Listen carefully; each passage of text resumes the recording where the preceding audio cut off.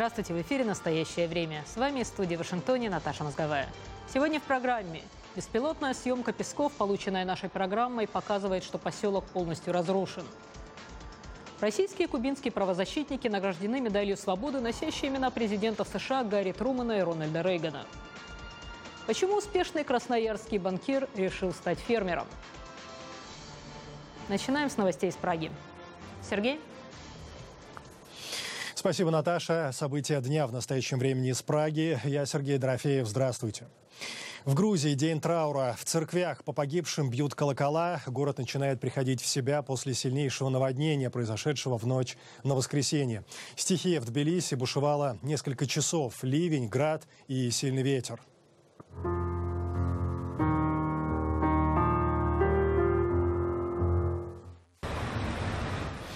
Сошли оползни, река вышла из берегов, погибли как минимум 15 человек, еще 20 пропали без вести. В Тбилиси откапывают улицы, пытаются спасти уцелевшее имущество, автомобили, поваленные деревья, камни и грязь, выплывающие из окон мебель горожан. Вот так выглядит центр грузинской столицы сегодня, вы видите эти кадры. В городском зоопарке погибло более 300 животных, часть из них утонула, другие вырвались из клеток, спецназ был вынужден стрелять в хищников. И все последние новости из Тбилиси собрали и систематизировали мои грузинские коллеги, рассказывает Гога Чкония.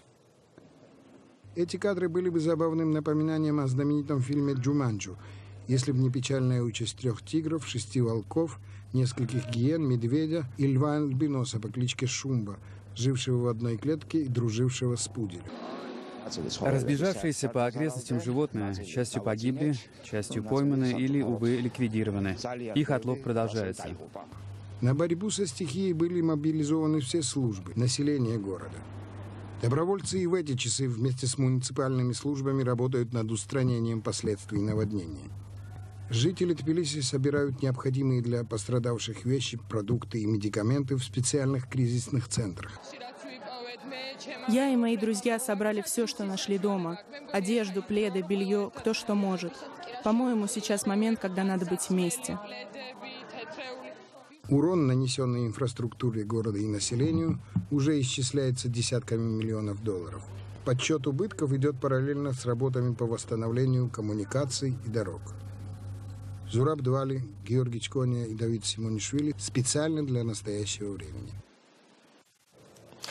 На уборку Тбилиси вместе с горожанами выходит и президент Грузии Георгий Маргвелашвили. Мои глубочайшие соболезнования семьям тех, кто погиб. Это огромная трагедия потерять члена семьи. Мэрия Тбилиси предоставит вам финансовую помощь для ликвидации последствий стихийного бедствия. В вооруженных силах Украины готовятся к полномасштабной агрессии боевиков, непризнанных ДНР и ЛНР, заявляет начальник Генштаба Виктор Муженко. Ситуация в зоне боевых действий остается напряженной. За прошедшие сутки огонь открывался более 100 раз, сообщают наши корреспонденты на Донбассе. В большинстве случаев из запрещенного Минскими соглашениями оружия, крупнокалиберных минометов, гаубиц и танков. Самое горячее направление Донецкое. Под обстрелом опять мирные жители. Люди признаются, они уже сбились со счета, кто и сколько раз открывал по ним огонь. Сколько раз уже было попадание в этот дом? Ой, очень много. 4 сначала, потом 7, а тут уже, не знаю, раз 15. Каждый день стреляют. Каждый день бомбят. И пятиэтажки вот бомбят, и нас тут бомбят. В последнее время боевики непризнанных республик начинают вести активную разведку, сообщают в штабе украинской армии. Все чаще используют беспилотные летательные аппараты. Тем временем в центре Донецка, напротив здания так называемого правительства ДНР, горожане сегодня собрались на стихийный митинг. Чего требуют люди, узнавала наш корреспондент Екатерина Малафеева. Туда вышло, я думаю, до 300 человек. По тем объемам, которые мы видели, вышли они с целью встретиться с Захарченко для того, чтобы заявить ему о своем недовольстве событиями. В основном 2 месседжа, которые они хотели отправить. Первый месседж касался того, что мы бы хотели, чтобы прекратились обстрелы, что они хотели бы чтобы технику убрали из поселка Октябрьского, потому что люди буквально находятся в буферной зоне под перекрестным обстрелом. А второй месседж был такой, что это в основном бабушки просили открыть огонь и наконец-то отодвинуть линию фронта, то есть пойти в наступление на украинскую сторону.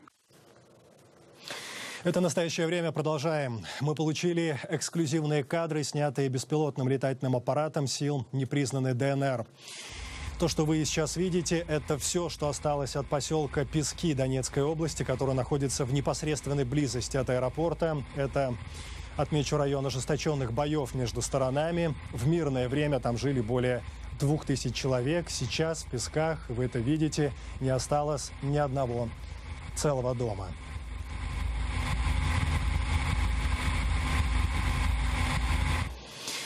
Бои под городом Марьинка Донецкой области продолжаются. Военнослужащие украинской армии и силы так называемой ДНР заняли позиции в окопах. Наш корреспондент получил доступ к позициям бригады под названием «Пятнашка», вооруженным формированием непризнанной ДНР.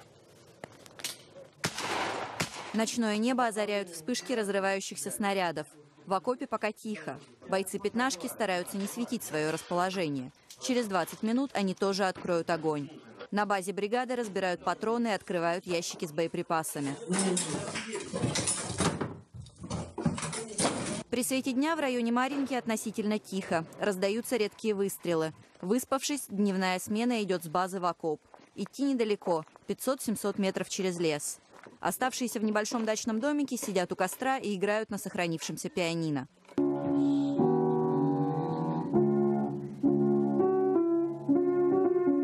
Тем временем в окопах обедают и осматривают оружие. Ты что, не стреляй?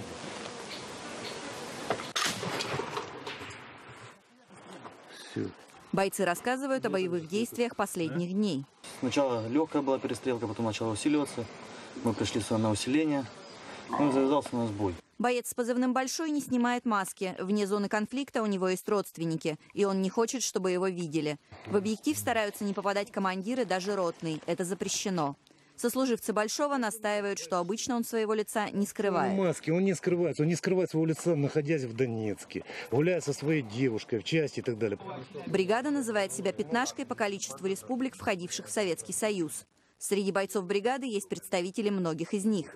Нет, я же сказал, придет, я сидеть не буду. Узбек сказал, узбек сделал. Это два разных узбека. С наступлением темноты члены «Пятнашки» начинают прислушиваться. Раздаются ли выстрелы? На закате они уже готовы вступить в бой. Екатерина Кочкина, «Настоящее время». Другие темы. США и Россия ведут геополитическую битву за Балтику. И Вашингтон, и Москва намерены увеличивать свое военное присутствие в Балтийском регионе. Пентагон планирует разместить на восточноевропейских складах тяжелую военную технику и увеличить контингент своих сил в регионе. Власти США намерены обеспечить тяжелым вооружением расположенный в Восточной Европе военный контингент для сдерживания возможной агрессии России в Европе. Это очень важная отметка. Это линия, которую Россия не может переходить без ответа от НАТО. Это серьезно. Они не могут играть игры в Прибалтике свои маленькие зеленые человечки без ответа сейчас. Предполагается отправить военную технику в Литву, Латвию, Эстонию, Польшу, Румынию, Болгарию и, возможно, Венгрию. Балтийский регион находится под большой угрозой, и про это уже не раз говорили. Поэтому я позитивно смотрю на то, что помощь оказывается не только на словах, а принимаются конкретные решения, которые, надеюсь, станут реальностью. Техника будет складирована для возможного обеспечения увеличенного контингента вооруженных сил в Восточной Европе. Координатор управления генеральных инспекторов Министерства обороны России Юрий Якубов заявил, что Россия готова адекватно ответить на вызовы и усилить западную группировку войск. Александр Касаткин, «Настоящее время». И тем временем более 5000 военнослужащих НАТО принимают участие в учениях у берегов Швеции.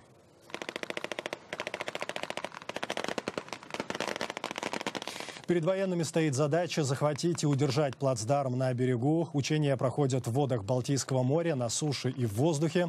Подразделения Соединенных Штатов, Франции, Германии, Грузии, Великобритании и других государств отрабатывают высадку десанта. В маневрах принимают участие 50 кораблей, более 60 самолетов и вертолетов. Вы смотрите «Настоящее время», и далее у нас эфир из Вашингтона. Пока Европа готовится к новой холодной войне, в западном полушарии готовится к оттепели в отношениях США и Кубы. Подробнее об этом, коллеги. Наташа. Да, Wall Street Journal высказывает предположение о том, как будет выглядеть правящий режим на Кубе после ухода из власти Рауля Кастро. Ему сейчас 84 года. Цитата: «Популярная галлюцинация за пределами острова, в которой генерал Кастро завершает коммунистическую эру и объявляет о новой демократической, ориентированной на рынок Кубе, так эта история не закончится». В газете считают, что вероятным развитием событий будет возвращение Кубы к военной диктатуре или полностью коррумпированный процесс приватизации в стиле России 90-х годов со своими кубинскими олигархами. Между тем, нормализация отношений между США и Кубой продолжается. Как заявил один из 3 американских сенаторов, побывавших в эти выходные с визитом на острове, открытие посольства США в Гаване неизбежно. Но диссиденты, которым вручили в Вашингтоне медаль свободы, говорят о том, что подобные рукопожатия с представителями западных стран – это подарок для авторитарных режимов. Репортаж Ануша Витисян. В последнее время отзвуки коммунистического прошлого становятся все слышнее. При этом, если в одних странах сносят памятники Ленину и запрещают пропаганду коммунистических идей и оправдание действий коммунистических режимов, то в других деспотия обретает новые формы. Об этом говорили бывшие политзаключенные. Здесь, в Вашингтоне, где находится памятник жертвам коммунизма, вспоминают тех, кто всю жизнь посвятил борьбе против подавления личности. Среди них 2 известных правозащитника – кубинец Гильермо Фариньянс Эрнандес и россиянин Александр Подробинник. Они были награждены медалью свободы, носящие имена президентов Гарри Трумана и Рональда Рейгана. Поддержать кубинского правозащитника пришли бывшие узники режима Кастро, многие из которых проживают сегодня в Майами и выступают против коммунистической системы. Лауреат Сахаровской премии Гильермо Фариньянс Эрнандес провел 11,5 лет в тюрьме, 23 голодовки, протестуя против коммунистического режима на Кубе. Сегодня правозащитник выступает с критикой действий администрации США по улучшению отношений с коммунистической Кубой. Перед тем, как восстановить дипломатические отношения с Кубой, США должны были удостовериться в том, что на Кубе будут соблюдаться права человека, что у населения будет право на создание политических партий, что все политзаключенные будут освобождены. Об этом не было и речи, но это должно быть единственным условием восстановления дипломатических отношений. Александр Подробинник, участник диссидентского движения в Советском Союзе, некогда обвиненный властями в клевете на советский строй и приговоренный к 5 годам ссылки в Сибирь, поддержал кубинского соратника. По словам российского правозащитника, диктаторы тиражируют рукопожатия с западными лидерами как свидетельство своей победы. В закрытых странах правительственная пропаганда прилагает огромные усилия, чтобы создать впечатление, будто цивилизованный мир готов признать приемлемость современного коммунизма или его последних модификаций. По словам Подробинника, в России коммунизм оказался живучий многолик. Со стороны это можно принять за особую национальную разновидность демократии. И только изнутри хорошо видно, что это всего лишь модифицированный коммунизм, старая деспотия в новом обличии, подчеркнул правозащитник. Ситуация развивается таким образом, что еще немного, и мы будем жить при той же форме правления, что было в Советском Союзе. То есть политическое развитие России сегодня идет в сторону авторитарного режима, и вытаскиваются советские ценности, которые довольно привычны людям, находящимся сегодня у власти. По словам Александра Подробинника и Гильермо Фариньянса, они разделяют медаль свободы с теми, кто находится за решеткой в Китае, на Кубе, в Северной Корее, Белоруссии, Азербайджане, Узбекистане, России, Иране и в других странах с антидемократическими режимами. Ануша Витисян, Андрей Дегтярев. Настоящее время. Вашингтон. США и союзники по борьбе с группировкой «Исламское государство» пытаются остановить поток молодых мужчин, которые отправляются в Ирак и Сирию воевать на стороне террористов. По сообщениям МВД Грузии, в ночь с воскресенья на понедельник спецслужбы задержали 4 человек. Один подозревается в том, что он представлял ИГИЛ в Грузии, остальные в намерении воевать на стороне ИГИЛ. В Нью-Йорке на прошлой неделе федеральные прокуроры выдвинули обвинение против гражданина Узбекистана Акмала Закирова, 5-го члена группы, которая предположительно оказывала поддержку боевикам ИГИЛ. Подробнее о тактиках вербовки исламского государства в репортаже Златицы Хоук. По оценкам ООН, в рядах ИГИЛ и других террористических группировках на Ближнем Востоке воюет по меньшей мере 25 тысяч человек из 100 стран мира. По данным контртеррористического центра США, ИГИЛ завербовала сотни молодых людей из Таджикистана и Кыргызстана и более 1000 из Казахстана. На прошлой неделе стало известно, что глава таджикской антитеррористической программы, специалист, который проходил обучение в США, покинул свой пост и присоединился к ИГИЛ. Эксперты отмечают, что некоторые вызовы, с которыми сталкиваются правительства Центральной Азии, появились в результате внутренних проблем – повальной коррупции, отсутствия верховенства закона и нарушений прав человека. Безработица и неблагоприятные экономические перспективы вызывают недовольство в обществе. Радикальные группировки пользуются этой ситуацией, стремясь привлечь молодежь в свои ряды. Соединенные Штаты сотрудничают с правительствами региона, предотвращая распространение сообщений террористов в социальных сетях и пересечение границ с боевиками. Несмотря на то, что точной статистики нет, исследования этого вопроса показывают, что значительное число боевиков из Центральной Азии, воюющих в Сирии и Ираке, были завербованы вне родных стран, в большинстве своем в России, куда миллионы человек приезжают на заработки. Эксперты отмечают, что долгосрочное решение этой проблемы должно включать улучшение экономической ситуации в странах региона, чтобы молодежь могла работать дома, где шансы радикализации ниже, чем в обществе трудовых мигрантов. Аналитики отмечают, что реальное решение проблемы должно осуществляться на местном уровне. Местные власти намного ближе к очагам проблем. Именно они знают своих жителей и могут выявить, предотвратить или отреагировать на инцидент. Эксперты подчеркивают, что правительства стран Центральноазиатского и других регионов должны улучшать ситуацию с правами человека и тем самым предотвращать маргинализацию меньшинств. Новости Америки. До президентских выборов 2016-го остается еще 16 месяцев, но страсти на политической арене уже бушуют вовсю. Бывший губернатор Флориды Джеб Буш присоединяется сегодня к длинному списку политиков, которые претендуют на номинацию республиканской партии в борьбе за пост президента США. Объявить о вступлении в предвыборную гонку Джеб Буш решил в Майами. Логотипом его кампании станет его имя Джеб с восклицательным знаком и цифра 216. Вместе с Джебом Бушем число кандидатов в предвыборной гонке увеличивается до 15, причем республиканцев намного больше, чем демократов. В отличие от некоторых своих соперников, 62-летний Джеб Буш, сын и брат двух бывших президентов США, в представлении не нуждается. Еще до официального объявления начала его кампании он считался самым перспективным кандидатом в президенты от республиканской партии. По крайней мере, с точки зрения партийного истеблишмента и на основе результата ряда опросов. Но, по мнению экспертов, его фамилия является как преимуществом, так и недостатком. Джебу придется убедить избирателей, что он не является дубликатом своего старшего брата Джорджа Буша, который был не самым популярным президентом США. При этом правое крыло республиканской партии, представители которого очень активно голосуют на праймерис, считают его недостаточно консервативным. Буш, который женат на уроженке Мексики и свободно говорит по-испански, более толерантно относится к нелегальным иммигрантам из Латинской Америки, чем многие его соперники. С другой стороны, этот же самый фактор может привлечь в республиканскую партию новых избирателей, если Буш станет официальным кандидатом партии в президенты. Стоит отметить, что до отца и сына Бушей в Белом доме была всего одна династия президентов. Второй президент США Джон Адамс и его сын Джон Квинси Адамс, который был 6-м президентом. 3 президентов из одной семьи в Америке еще не было. Попытки дистанцироваться от политики старшего брата начались для Джеба Буша не слишком удачно. В интервью телеканалу Fox News на вопрос, принял бы он решение о вторжении в Ирак, он ответил, что это сделал бы в то время не только он, но и Хиллари Клинтон и многие другие.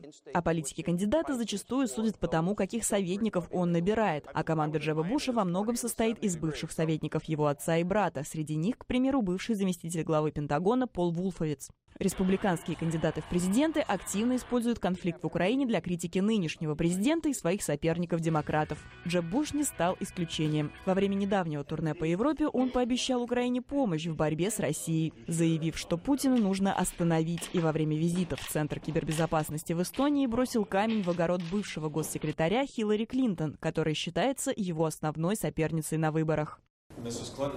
На протяжении 4 лет госпожа Клинтон была госсекретарем президента Обамы. У нее есть послужной список, который ей придется оправдывать. Я не думаю, что Центр кибербезопасности является подобающим местом для обсуждения американской политики, тем более не на территории нашей страны.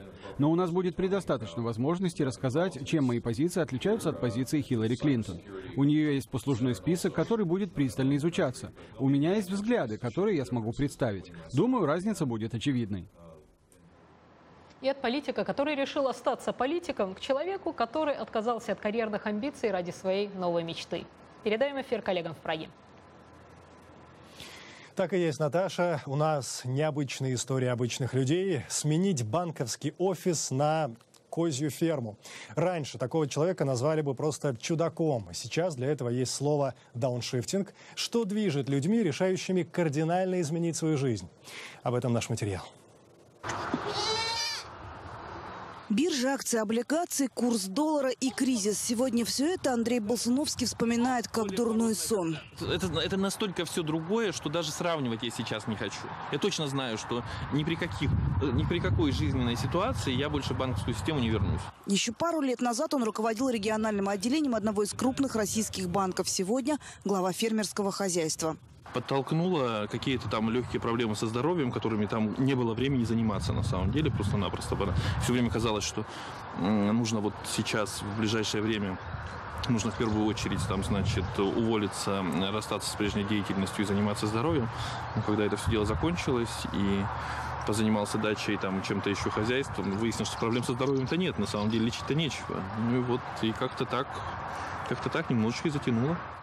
Немножечко — это 300 племенных коз, стадо баранов, коровы, свиньи и самая разнообразная птица. Именно с пернатых началось увлечение банкира фермерским делом. Скорее как хобби, чем способ заработать. Завел себе первый курятник, а потом, поскольку я постоянно ездил где-то там Питер, Москва, там немножко за границей и так далее, мне было интересно привезти там ту же птичку, такую, которой ни у кого нет.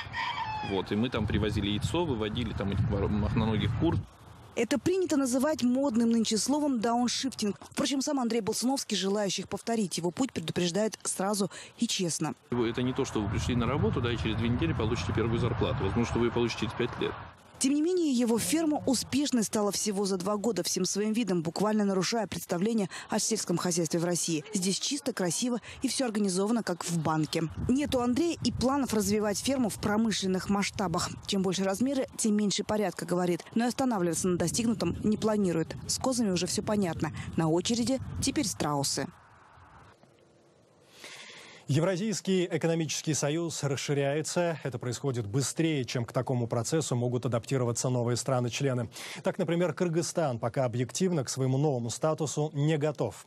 Длинных очередей на кыргызско-казахской границе вскоре не будет. Таможенные посты уберут. Как только Россия, Беларусь, Казахстан, Армения соглашение о присоединении нового государства к союзу ратифицируют, таможенные пошлины для Кыргызстана отменят. Однако мелкий бизнес по поводу такого упрощения иллюзий не питает.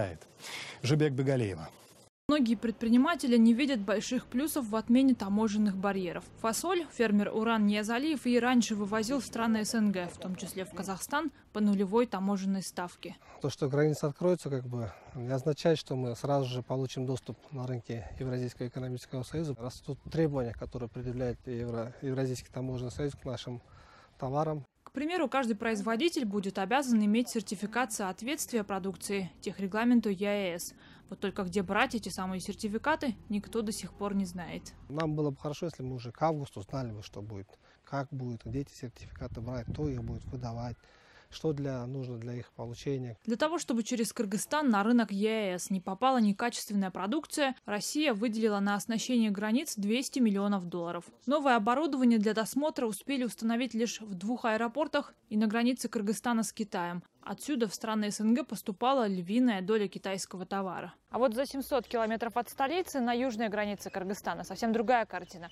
Узбекистан в Российский экономический альянс не входит. Груз из соседней Андижанской области вскоре будут проверять еще тщательнее. Однако необходимое оборудование еще не привезли. Эксперты из соседнего Казахстана признают, закрыть границу для незаконного реэкспорта в одиночку Бишкек не сможет. Впрочем, учитывая, что объемы рынка страны крайне малы, можно предположить, что экономически республика Кремлю мало интересна, и на некоторые огрехи в Союзе готовы закрыть глаза.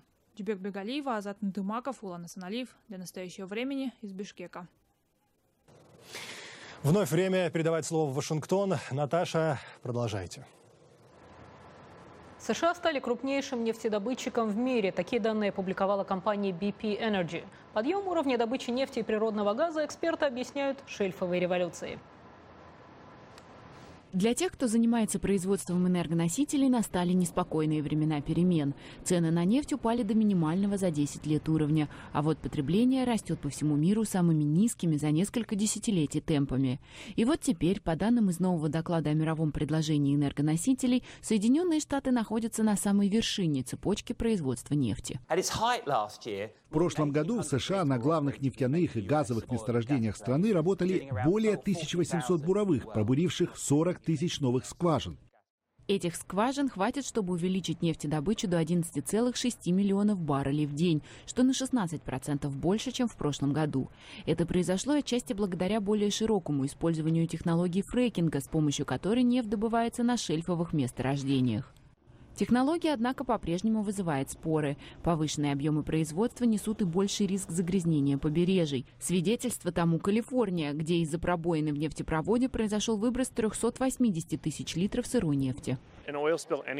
Утечка нефти, где бы то ни было, это преступление. Нефть находится в земле, и мы должны сохранить ее остатки именно там. Возросший уровень добычи означает, что США больше не зависят от импорта нефти. Однако эксперты считают, что вызов заключается не в том, чтобы добывать больше нефти, а в том, как меньше ее использовать. Нам надо прекратить сжигать нефть в Оклахоме и Канзасе, Огайо и Пенсильвании, по всей стране и по всему миру. Это должно быть долгосрочной целью. Но пока этого не произошло. В докладе говорится, что производственный сектор выигрывает от более низких цен на топливо и повысившейся стабильности страны, которая теперь производит 90% потребляемой энергии. И от топлива к еде. Фирмы-гиганты, производящие фастфуд, сегодня сталкиваются с новыми требованиями клиентов, которые хотят питаться здоровыми продуктами. Американцы больше не желают есть исключительно бургеры и жареный картофель. Фастфуд родился здесь, на исторической дороге номер 66 в Сан-Бернардино, Калифорния, где в 1940 году братья Макдональд открыли свой первый ресторан. Бизнес превратился в успешное предприятие по продаже, в основном бургеров и картофеля фри. Предприниматель Рэй Крок купил у Макдональдов дело и со временем трансформировал семейный ресторан в целую империю. В этом небольшом частном музее отпраздновали 75-летие Макдональдса. Меню включало бургеры и картофель по-французски. Они предложили Америке правильную еду в правильное время. Томми Близ помнит это место еще с тех лет, когда он был подростком. Все самые хорошенькие девушки крутились рядом с Макдональдсом, как и самые крутые машины. Молодые люди сегодня все чаще предпочитают другие сети фастфуд, как, например, Чипотле, позиционирующую себя в качестве мексиканского ресторана, предлагающего здоровое питание. Я предпочитаю здоровую еду. Здоровье и хорошее самочувствие очень важны для меня. Чипотле – часть нового сегмента под названием Fast Casual. Чипотле, Panera Bread, Noodles and Company. Они отличаются от фастфуда тем, что покупатель может сам варьировать меню и менять его на свой вкус. Обслуживание по-прежнему быстрое, но товар воспринимается как более качественный. Бургеры из отборного мяса с томатами или без, вегетарианские сэндвичи с грибами портобелло – все эти блюда входят теперь в меню ресторанов. Новые сетевые точки питания ориентированы на покупателей, родившихся в конце 20 века. Данные за последние 4 года показали, что поколение миллениума в целом стало тратить больше на сегмент Fast Casual. Что, в свою очередь, не может не беспокоить Макдональдс. Особенно после неприятностей прошлого года, когда китайский поставщик продал торговой сети просроченное мясо. Ресторан расширил меню за счет полезных продуктов и в настоящий момент занимается исследованиями автоматизации производства, индивидуализации заказов и снижением себестоимости, поскольку американские работники требуют повышения заработной платы. Аналитики согласны в том, что производители быстрого питания должны внедрять инновации вместе с изменением рынка и вкусов потребителей. Ну и напоследок, без кота и жизнь не та. Американцы очень любят представителей семейства кошачьих. По данным ветеринарной ассоциации США, в американских домах сегодня радуют глаз, согревают душу. В некоторых случаях дерут мебель более 70 миллионов пушистых любимцев. Июнь у нас месяц усыновления котов. На этом наша передача подошла к концу. Передаем эфир Праге. Прощаемся с вами. Мы благодарим коллег в Вашингтоне и всех наших зрителей. Смотрите нас в эфире своих национальных телеканалов. В настоящее время Сергей Дорофеев. Всего доброго, до свидания.